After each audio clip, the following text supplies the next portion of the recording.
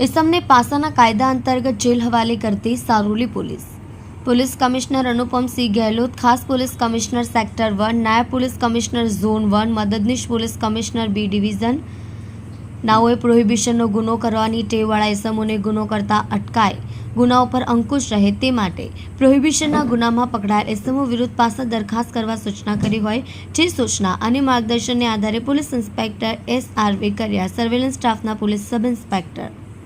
JN Chauhan, assistant head constable Bhaveshbhai વાઘજીભાઈને આવા ઇસમો વિરુદ્ધ પાસા દરખાસ્ત તૈયાર કરી પોલીસ કમિશનર સુરત શહેર તરફ મોકલી આપવા સૂચના આપતા દરખાસ્ત તૈયાર કરી પોલીસ કમિશનર સાહેબ તરફ મોકલી આપી, જે પાસા દરખાસ્ત પોલીસ કમિશનર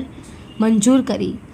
પાસા હુકમ કરતા બુટલેગર ઇસમની પાસા હુકમની બજવણી કરી મધ્યસ્થ જેલ અમદાવાદ ખાતે મોકલી આપી પ્રશંસનીય કામગીરી કરી છે।